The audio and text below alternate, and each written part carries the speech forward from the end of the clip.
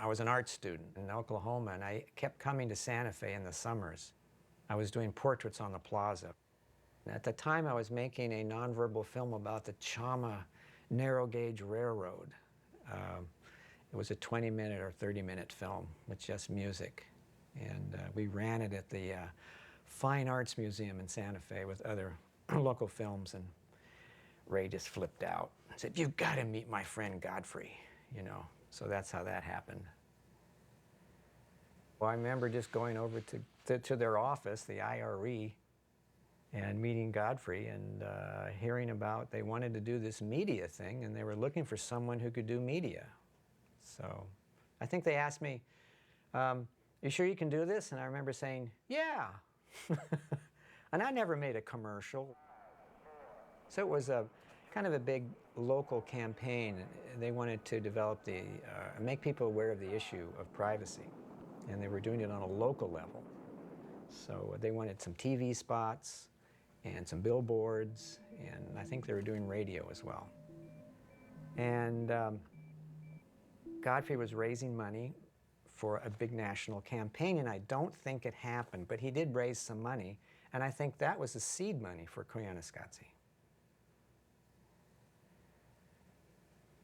And we had gone out on a few 16mm shoots, kind of not knowing what we were doing, but some of that seed money.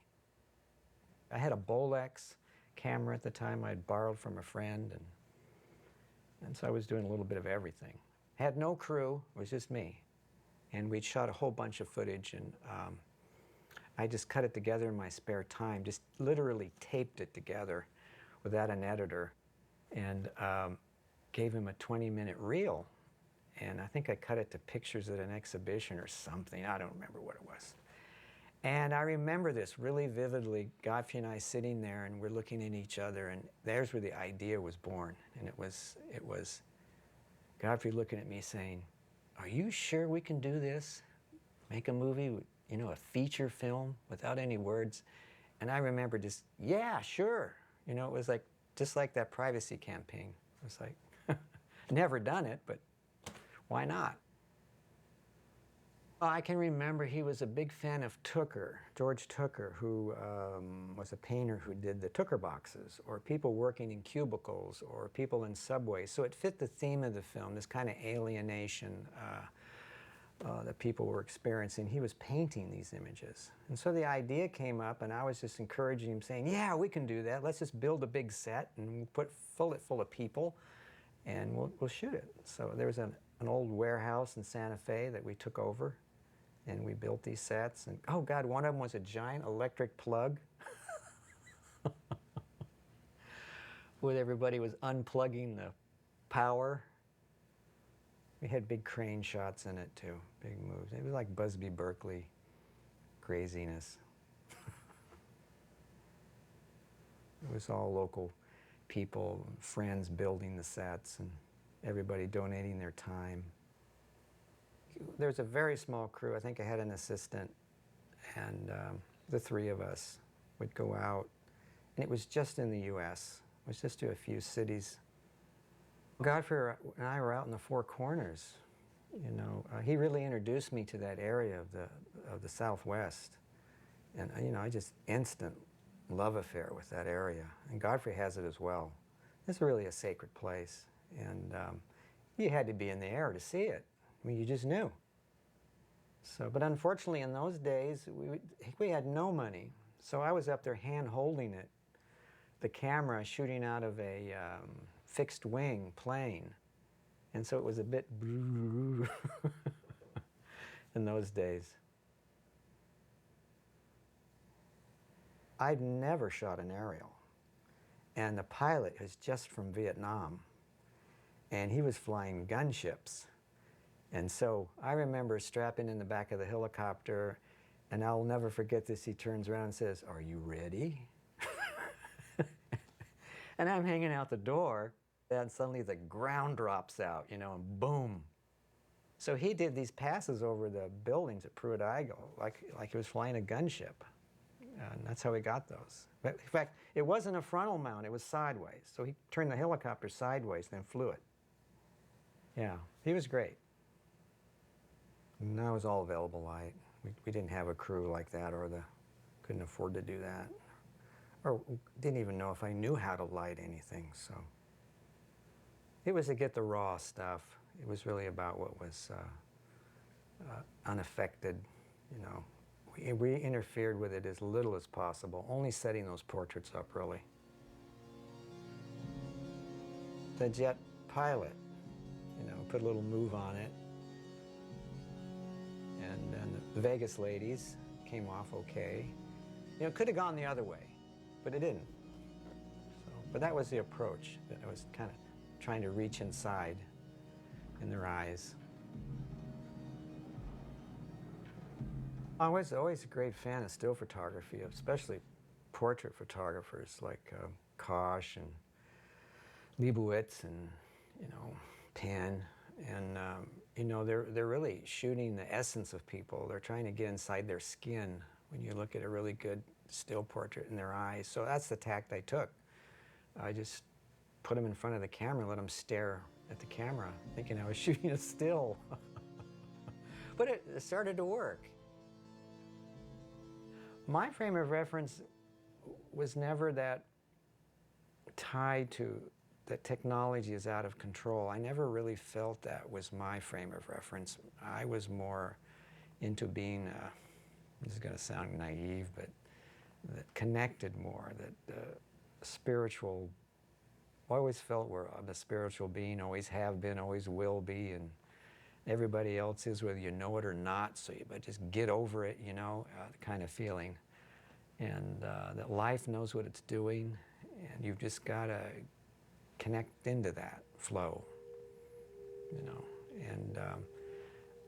And so, from Godfrey's point of view, technology, you know, being out of control or out of balance, on this kind of alienation that people were experiencing was not a problem for me. I was trying to figure out how to visualize what he was talking about. Because I could only honestly catch about half of those buzzwords that was going on the project, you know, and I was a bit concerned that I wasn't getting it, you know, but the imagery spoke for itself. Once I just go out and shoot and bring it back to the studio. So, but yeah, we got away from that and just back into moving everything. Then I think went out to Los Angeles, because we were getting serious about making a film, and so you had to be in LA to do that with the labs and all the work you had to do. And that's when that studio right next to Roger Corman's place was built in Venice. I remember I went out there and thought I was making a film, but I was remodeling a warehouse for 6 months, and moved into it and then got back to work on it. I discovered that time-lapse has this amazing ability to just take ordinary things and give you these unordinary views of things, and it was perfect. You know, it was just, we were shooting buildings and cars. That's what Godfrey wanted to concentrate on, and people. And I just think, God, you know, this is going to get boring unless we come up with something. And we were looking at a lot of stock footage at that time. And I remember seeing some of Louis Schwartzberg's material, where he was under cranking. He's a local filmmaker here in Los Angeles. And I remember seeing some time-lapse going, oh, you know, this could be great. So I started developing a camera, bought an old white Mitchell Rackover, I think they used for atomic bomb tests or something. That's because it was white for the desert, and built a motor for it and a controller and started shooting tests. And everybody loved it. And it just developed from there.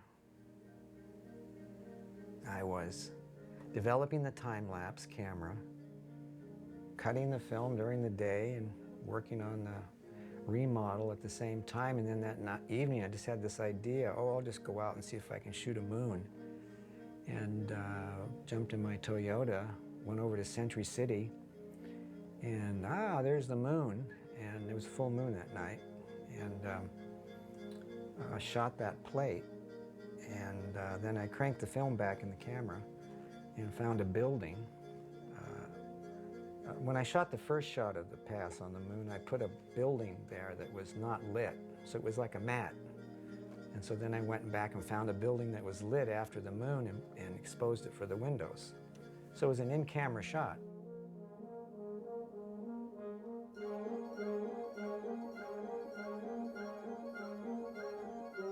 You get the idea that if you start undercranking or manipulating the frames, you're going to reveal an essence about it, not a gimmick.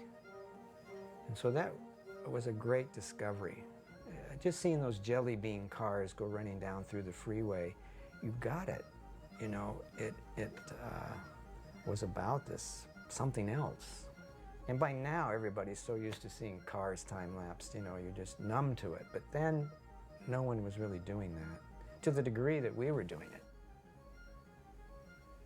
There was a little rough patch there working on the film, cutting the film to just music. I think I was cutting it to Wagner and some other pieces, and it didn't, I think, go over well with everyone in Santa Fe. So I was,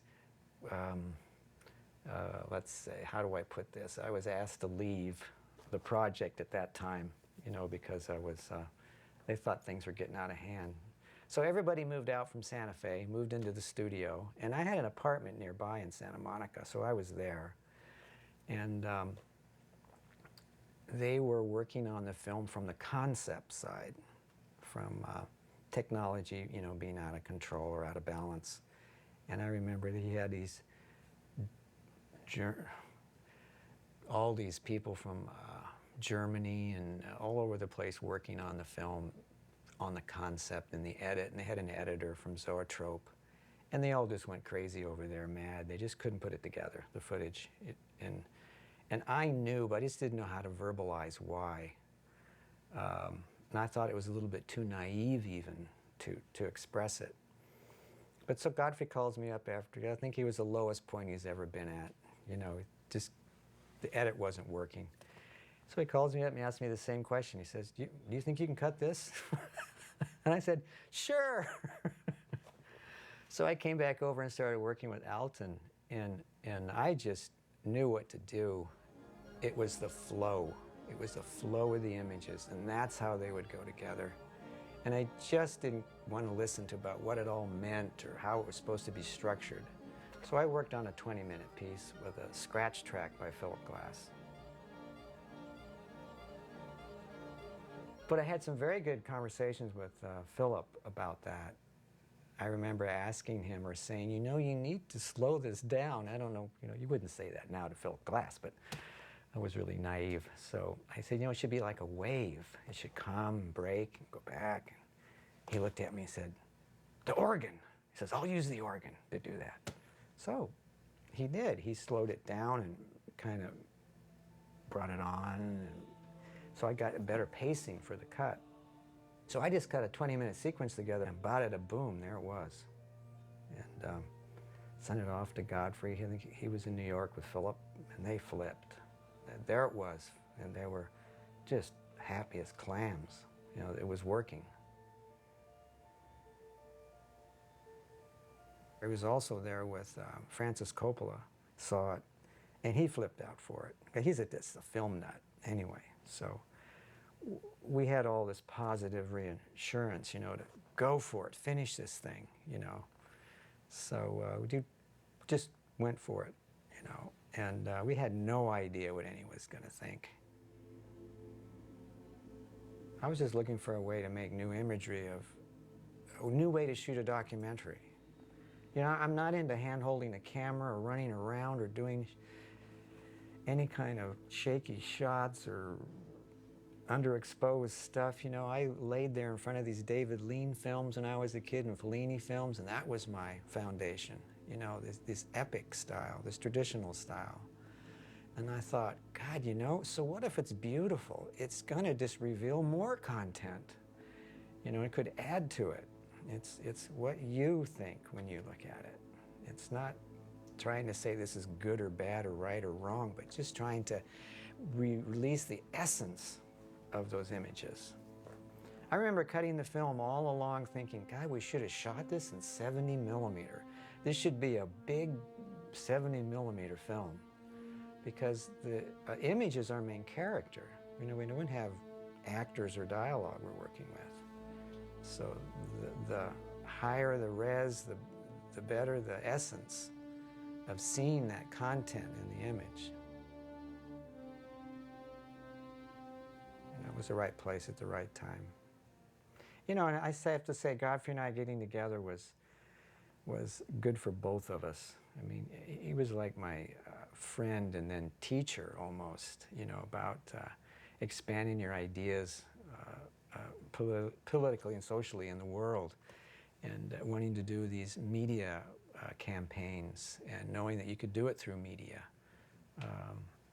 So we learned a lot making Koyaanisqatsi. It was like film school for both of us, you know. So, and then we graduated at the end.